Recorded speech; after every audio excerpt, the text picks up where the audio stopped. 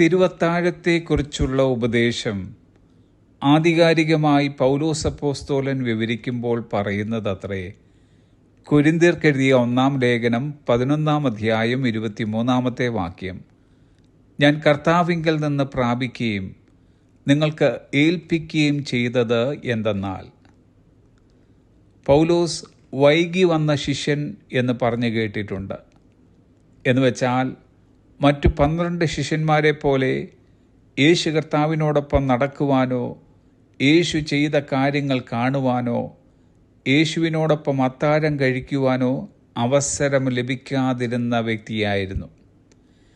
എന്നാൽ വ്യക്തിപരമായി പൗലോസ് യേശുവിൻ്റെ പാദാന്തികയിരുന്ന് കർത്താവിൽ നിന്നും നേരിട്ട് പഠിച്ചറിഞ്ഞ കാര്യങ്ങൾ സഭയെ അറിയിക്കുകയാണ് ചെയ്യുന്നത്. തിരുവത്താഴത്തെക്കുറിച്ചുള്ള ഉപദേശത്തെപ്പറ്റി എഴുതുവാൻ പരിശുദ്ധാത്മാവ് പ്രേരിപ്പിച്ചപ്പോൾ യേശുവിനോടൊപ്പം നടന്ന ശിഷ്യന്മാരുടെ അടുക്കൽ പോകുകയോ അവരുമായി കാര്യങ്ങൾ അന്വേഷിക്കുകയോ ചെയ്യാതെ പൗലോസ് നേരിട്ട് കർത്താവുമായി ബന്ധപ്പെടുകയാണുണ്ടായത്. എന്നിട്ടാണ് താൻ ഇങ്ങനെ എഴുതിയത്, ഞാൻ കർത്താവിങ്കൽ നിന്ന് പ്രാപിച്ചത്. നമ്മെ ക്രിസ്തുമാർഗത്തിലേക്ക് നയിച്ചവരും ഇപ്പോൾ ആത്മീയമായി ഉപദേശം നൽകുന്നവരും തിരുവചനം പഠിപ്പിച്ച് തരുന്നവരുമായ അനുഗ്രഹീതരായ ദൈവദാസന്മാരെയും ശുശ്രൂഷകരെയും നമുക്ക് ലഭിച്ചിട്ടുണ്ടാകാം.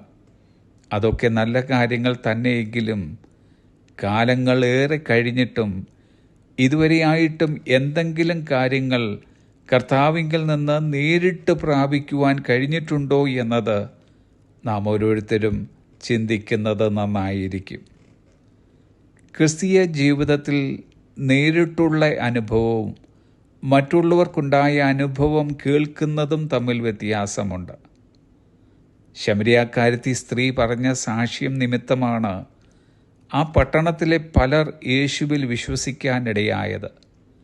എന്നാൽ യേശു 2 ദിവസം ആ ശമരിയാക്കാരോട് താമസിച്ചനന്തരം ആ ദേശക്കാർ ശമരിയാക്കാരത്തി സ്ത്രീയോട് പറഞ്ഞതത്രേ. യോഹന്നാന്റെ സുവിശേഷം 4 അധ്യായം 42 വാക്യം. ഇനി നിന്റെ വാക്കുകൊണ്ടല്ല ഞങ്ങൾ വിശ്വസിക്കുന്നത്, ഞങ്ങൾ തന്നെ കേൾക്കുകയും അവൻ സാക്ഷാൽ ലോകരക്ഷിതാവ് എന്ന് അറിയുകയും ചെയ്തിരിക്കുന്നു. കർത്താവിൽ നിന്ന് നേരിട്ട് കേൾക്കുകയും പ്രാപിക്കുകയും ചെയ്യുന്നത് തികച്ചും വ്യത്യസ്തമായ ഒരു അനുഭവമാണ്.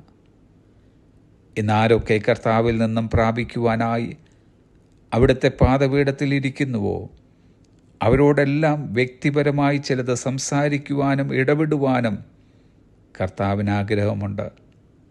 നാം അതിന് തയ്യാറോ?